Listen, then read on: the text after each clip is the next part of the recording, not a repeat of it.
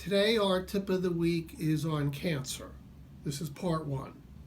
As many of you know, I work in New York City 2 days a week with the New York physicians. One of our founding members, Dr. Harry Lodge, has just passed away. It is very sad. Dr. Lodge was one of the finest internists in New York City and was admired across the United States. Dr. Lodge emphasized preventative medicine, diet, exercise, and screening for disease. We will miss him. Today, in his honor, I'd like to talk about cancer.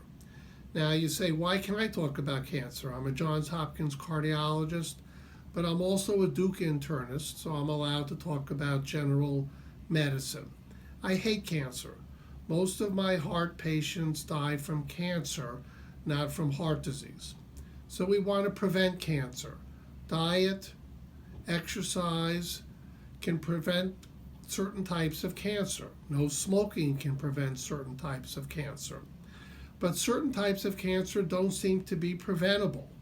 When you look at prostate cancer, pancreatic cancer, leukemia, colon cancer, there doesn't seem to be anything we can do to prevent getting cancer.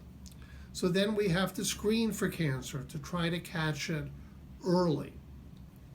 I am having problems with screening for cancer. The problem is guidelines. Guidelines are 50-page documents, mostly written by doctors who don't really take care of patients, telling us what we can do and what we can't do. The problem with guidelines is they take cost into consideration. How much does it cost to save a life? So if it costs this much to save a life, they'll let us do it. But if it costs that much to save a life, the guidelines will say it's not worth it. This is dangerous. Another problem with guidelines is many of them after 5 years are wrong. Guidelines about high blood pressure and cholesterol from 5 years ago are now wrong, so guidelines change. Guidelines on the first page have a paragraph that tells each doctor you don't really have to follow the guidelines. You can do what you think is best for your patient. But these guidelines are now being used by insurance companies and Medicare to decide what they're going to pay for. So in reality, they're not guidelines, they're laws. And if you don't abide by the guidelines, either the doctor's going to get in trouble or the patient won't get paid for doing what needs to be done. So guidelines are not the best thing in the world. They seem to drive me crazy. They tell us if you're 35 to 45 and you're a woman, you don't need a mammogram. Only a few women will die from breast cancer. Big deal. They tell us over 65, most people don't need mammograms and colonoscopies. If you get cancer, who cares?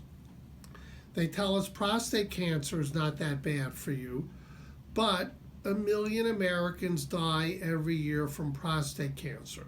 So when they tell us don't screen for prostate cancer, can you really believe them? So in conclusion, as far as cancer is concerned, do what you can do prevention-wise. Diet, exercise, and don't smoke. But screen for cancer. Try to find out if you have cancer early before it's too late. And throw out the guidelines. Ask your doctor, what would you do for yourself and your family to make sure they're not going to get cancer? And last, once again, my condolences to the family of Dr. Harry Lodge, a fine doctor. We will all miss him.